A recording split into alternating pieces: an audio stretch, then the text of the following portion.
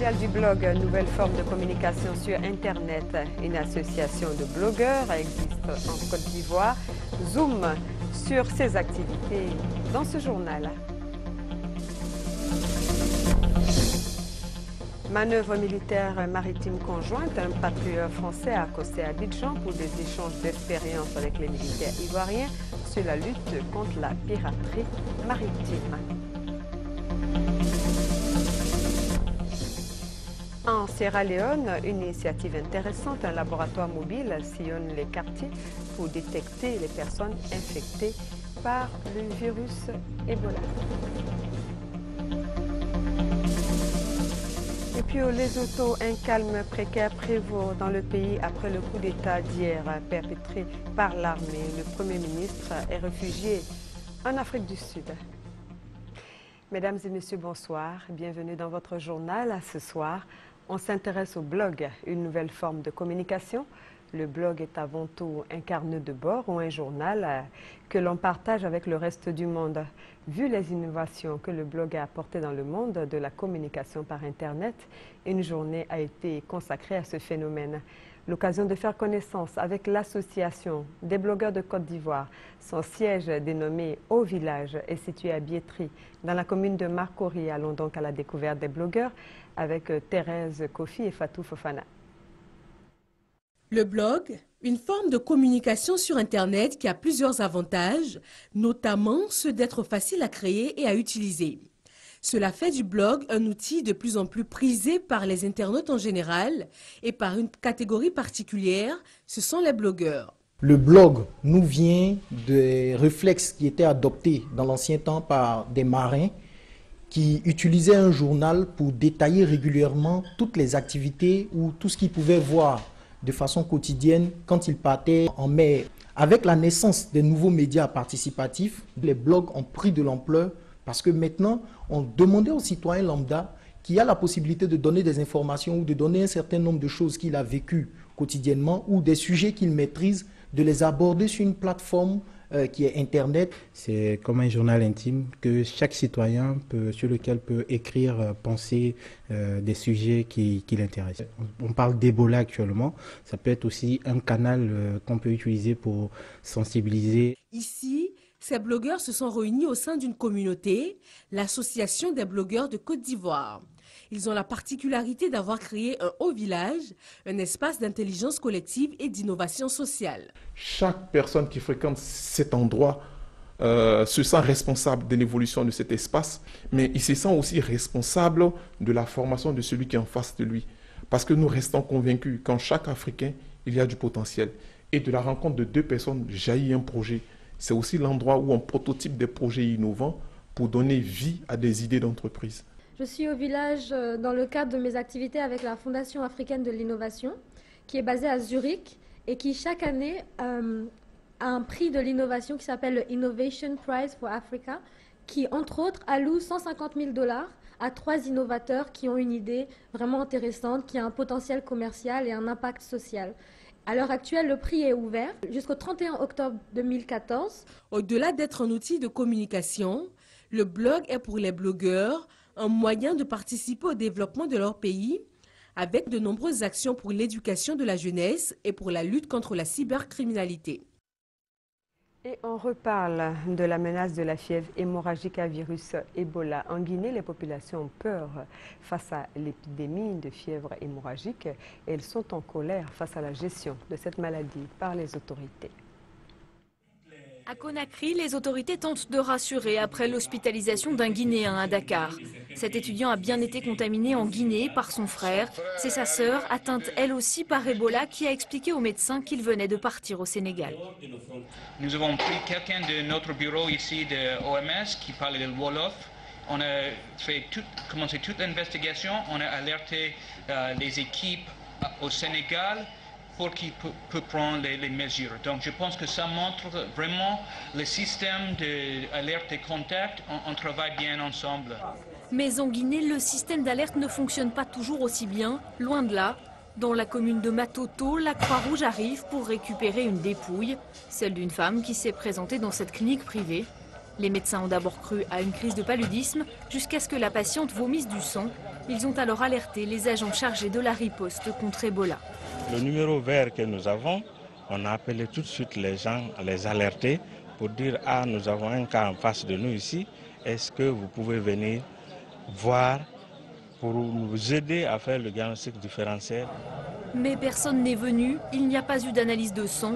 La patiente mourra le lendemain et son corps est resté à la clinique pendant 2 jours, un délai qui a déclenché la colère des gens du quartier. À mon arrivée, la foule était sur le point de détruire la clinique. Je leur ai dit non. Je leur ai dit que nous devrions plutôt chercher à savoir quelle maladie c'était et prendre les dispositions qui s'imposent. Le chef de quartier, lui aussi, dénonce des dysfonctionnements. La Croix-Rouge est incapable. Que les autorités de la santé sont des incapables. Ils n'ont pas pu faire quoi que ce soit. Sollicitée, la Croix-Rouge guinéenne n'a pas voulu répondre à nos questions. Malgré l'état d'urgence sanitaire, l'épidémie ne cesse de progresser en Guinée. Bilan officiel, 409 morts. En Sierra Leone, un autre pays touché par cette épidémie, les autorités ont mis en place un laboratoire mobile équipé pour détecter les personnes infectées. Regardez. Avec déjà plus de 430 morts, la Sierra Leone se bat pour enrayer l'épidémie au virus Ebola. Un laboratoire pour tester les patients plus rapidement vient d'être installé non loin de la capitale. Jusqu'à présent, il fallait envoyer les prélèvements sanguins dans des centres spécialisés à l'étranger et les réponses arrivaient au bout d'une semaine. Désormais, les tests peuvent être établis sur place en quelques heures. Nous avons les résultats des tests au bout de 3 à 5 heures. Le diagnostic est plus rapide et bien sûr, cela aide les médecins sur le terrain. Les épidémiologistes peuvent mieux suivre la propagation du virus et mieux contrôler cette crise sanitaire. Une semaine après son inauguration, le laboratoire de Freetown reçoit de 20 à 30 échantillons sanguins chaque jour. Des tests plus nombreux et plus rapides qui vont permettre d'être plus réactifs dans la lutte contre la propagation de l'épidémie, car de l'avis des experts, il n'y a plus une minute à perdre. Il est encore temps d'éviter une catastrophe en Sierra Leone, à la condition que des actions urgentes soient prises à tous les niveaux. Créer des centres de soins, sécuriser les enterrements, assurer la protection des travailleurs de la santé et communiquer plus clairement.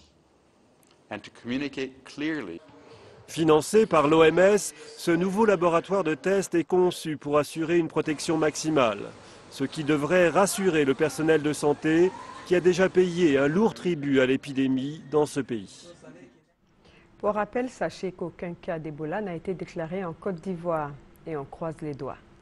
La 12e journée africaine de médecine traditionnelle est célébrée ce dimanche dans les 46 États membres de l'Organisation mondiale de la santé. Souvenez-vous, il y a 1 an précisément, en août 2013, le ministère de la Santé autorisait l'ouverture au CHU de Trècheville d'une unité de médecine traditionnelle. C'est le centre d'argilothérapie qui traite plusieurs pathologies avec de l'argile naturelle. 1 an après, quel est le bilan? La rédaction des RTI 1 s'est intéressée à ces questions. Le reportage est signé Léon Brou. CHU de Trècheville, centre d'argilothérapie.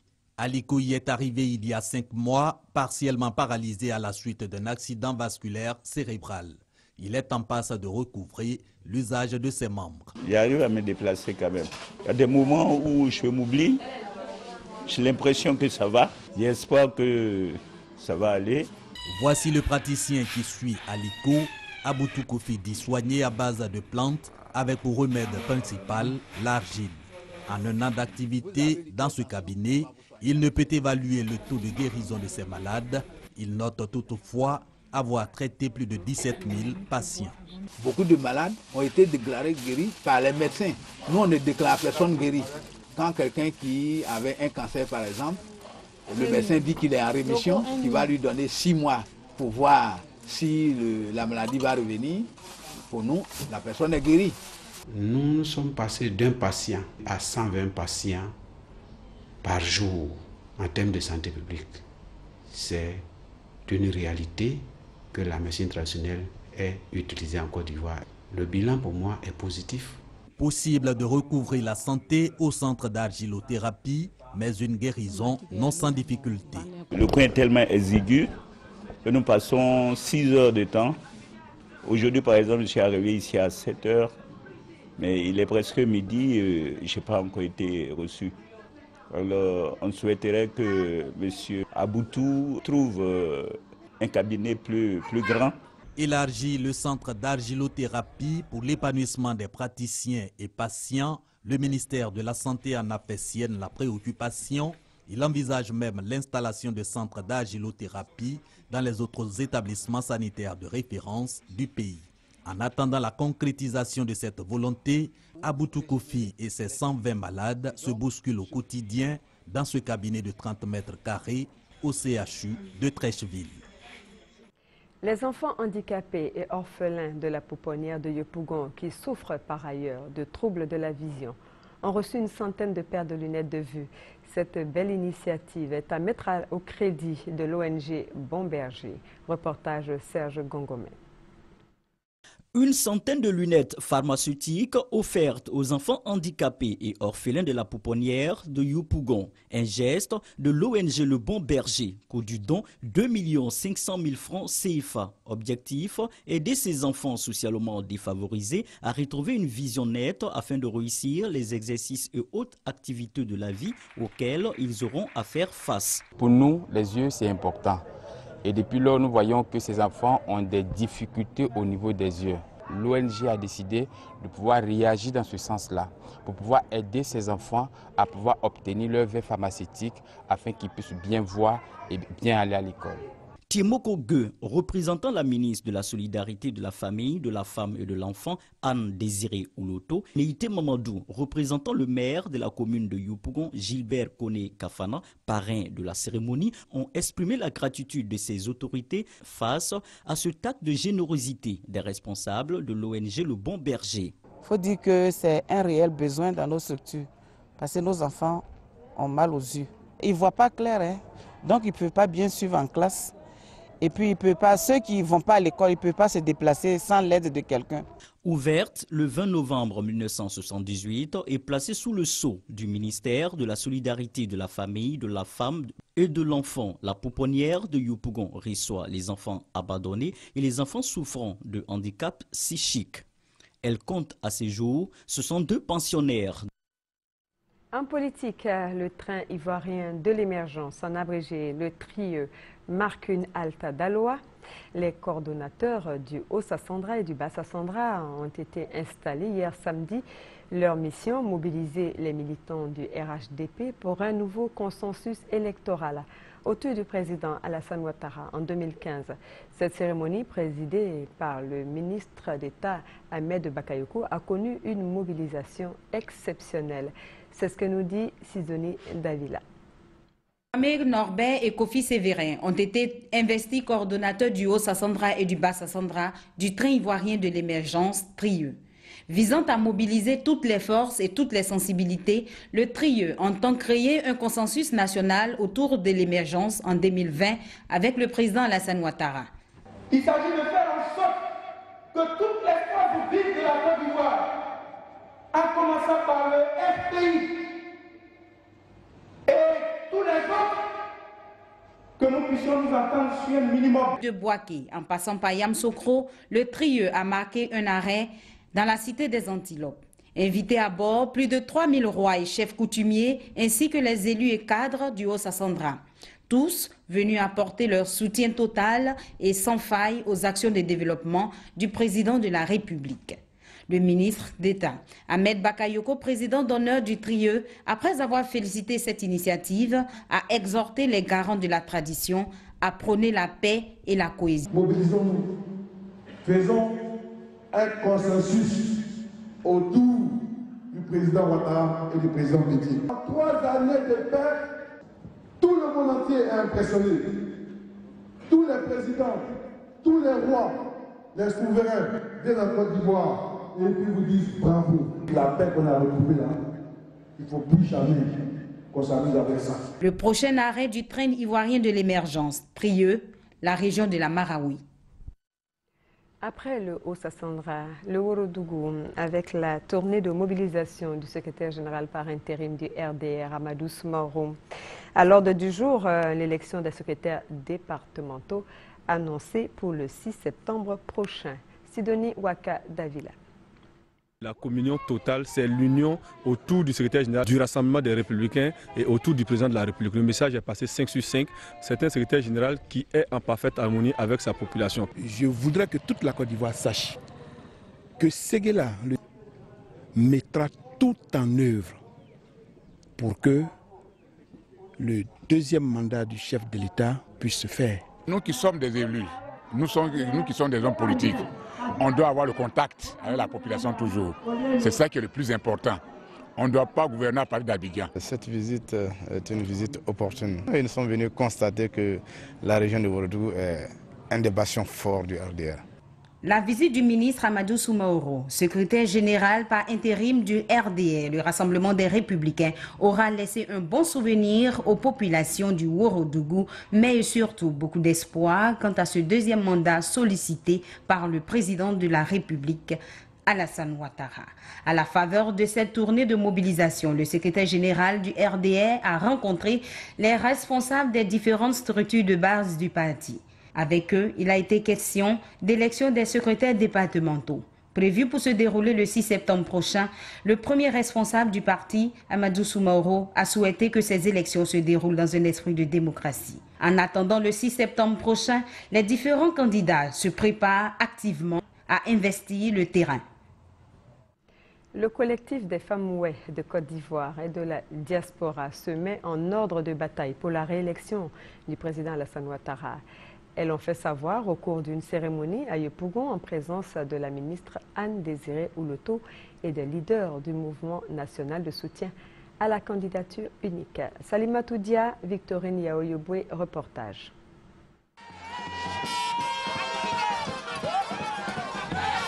Prendre une part active à la campagne électorale du président Alassane Ouattara en 2015 pour sa réélection dès le premier tour, c'est l'objectif tout affiché du collectif des femmes Oué de Côte d'Ivoire et de la diaspora. Ces femmes l'ont fait savoir au cours de la rencontre avec le MONASCO, le mouvement national de soutien à la candidature unique. Au moment où la réconciliation est une réalité dans notre pays et particulièrement à l'Ouest, permettant ainsi aux Ivoiriens en général et surtout au peuple ouest de se parler à nouveau grâce à la politique de sagesse du président de la République.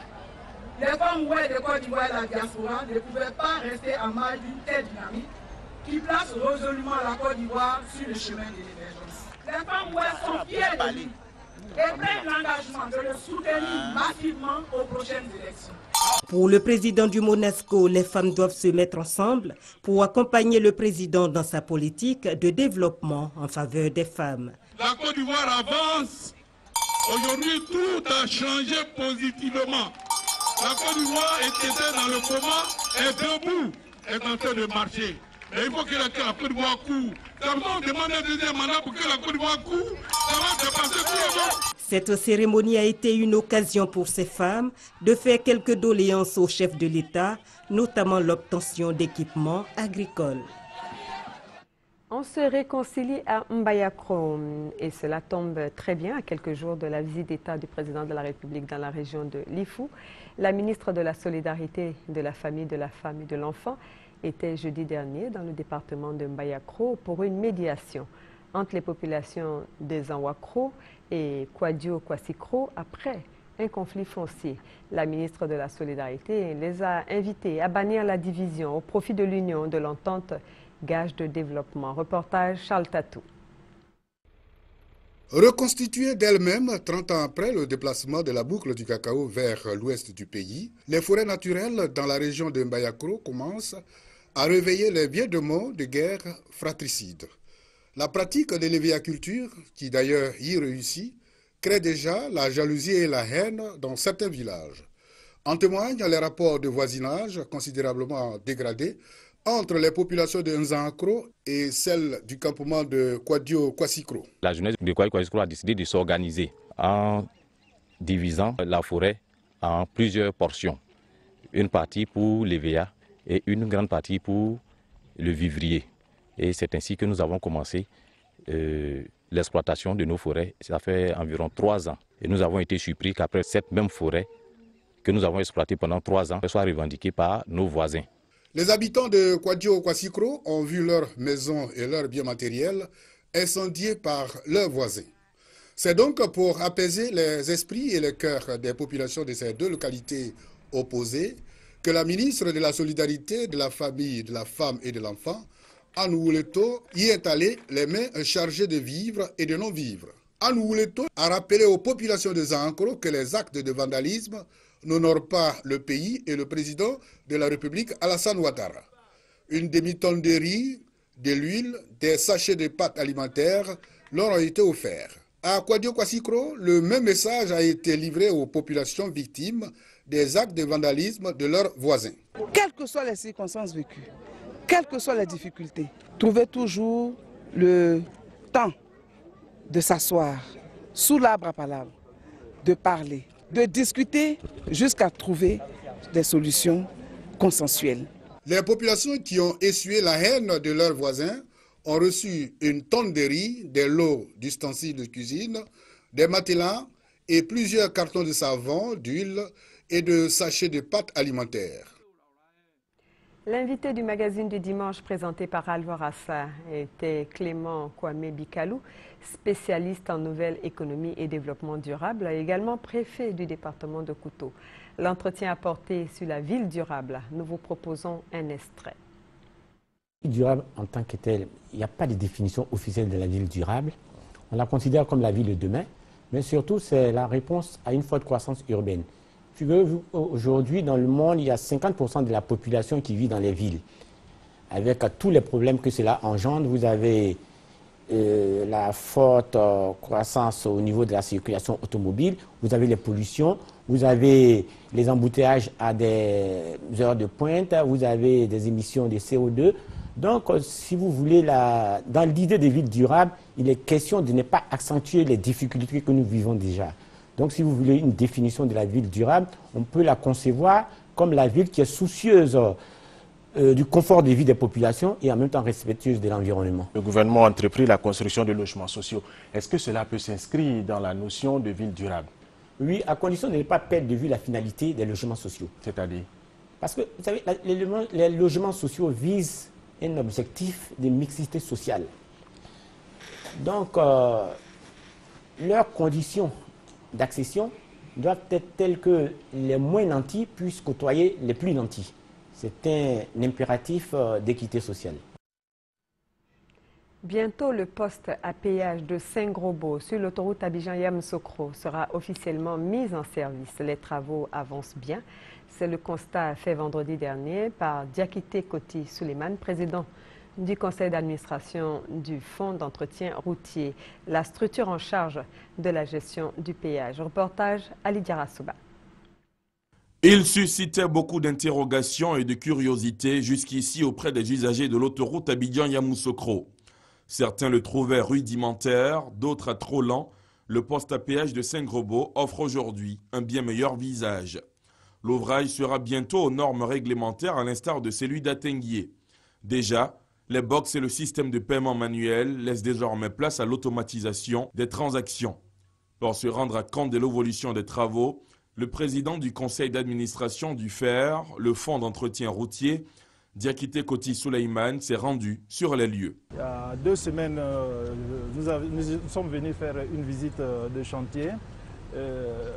On nous a dit qu'à partir du 27, on allait avoir l'automatisation de nos box. Effectivement, aujourd'hui, je me rends compte que cela est effectif. Dans une seconde étape, il y aura le péage automatique. Vous allez avoir vos badges sur le véhicule. Lorsque vous venez, il y a un capteur qui vient sur la carte et on vous débite automatiquement et la barrière s'élève, vous partez. Alors qu'il fallait jusqu'ici 6 minutes à un automobiliste pour s'acquitter des formalités de paiement avec le système manuel, l'automobiliste gagnera désormais 4 minutes, soit 2 minutes désormais en tout et pour ces mêmes formalités. Le président du conseil d'administration du FER a tenu à rappeler que le paiement du péage est obligatoire pour tous. Il s'est lui-même soumis à l'exercice. Seule entité exemptée de paiement, les forces onusiennes et celles de la Licorne, avec qui l'État de Côte d'Ivoire a signé une convention.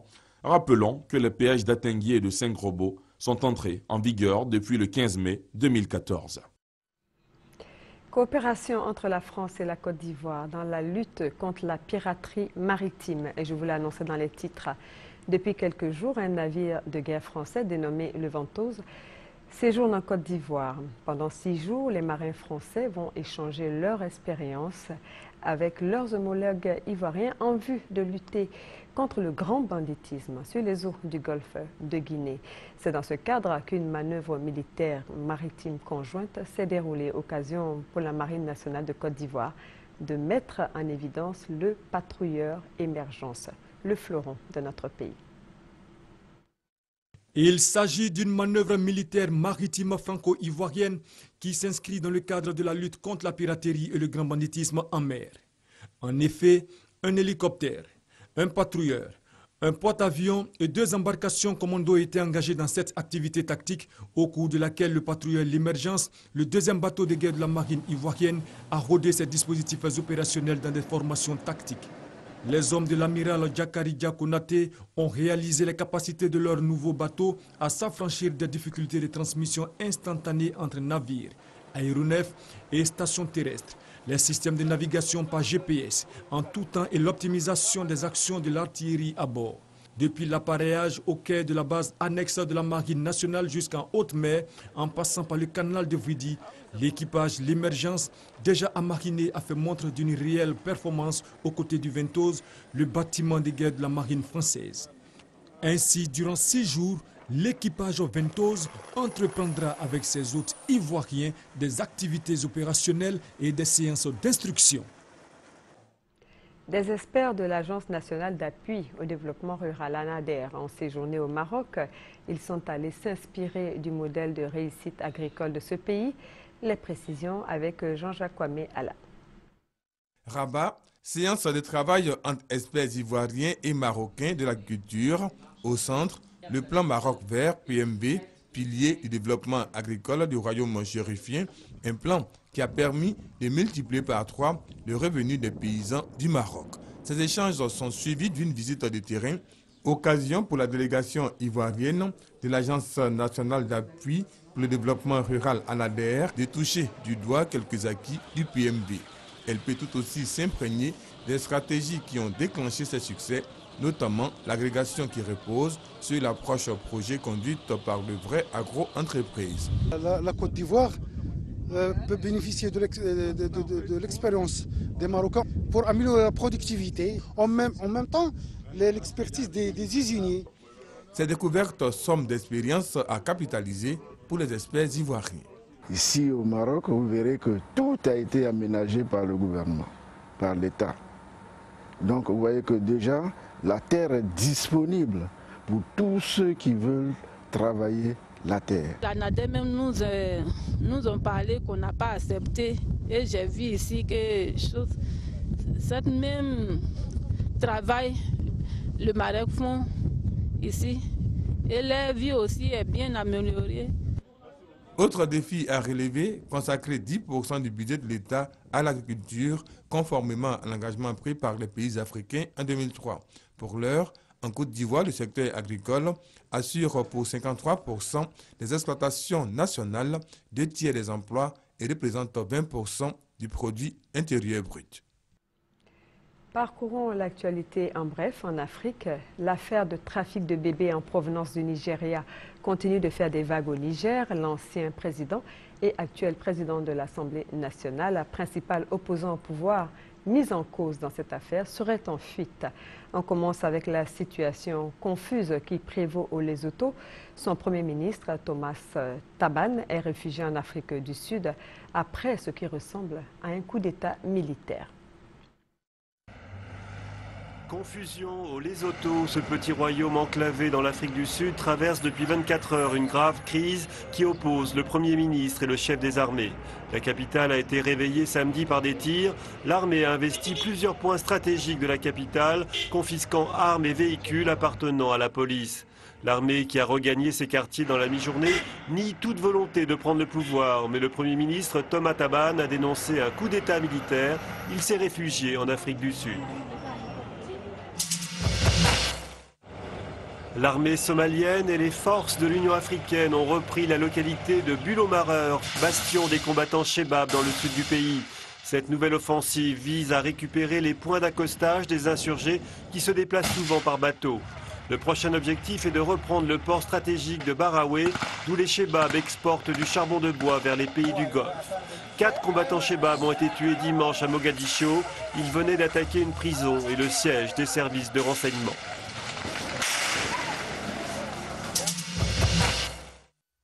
Le président du Parlement nigérien qui a fui il y a quelques jours au Burkina Faso se serait depuis réfugié en Belgique. Hama Amadou avait été mis en cause dans un trafic présumé de bébés en provenance du Nigeria.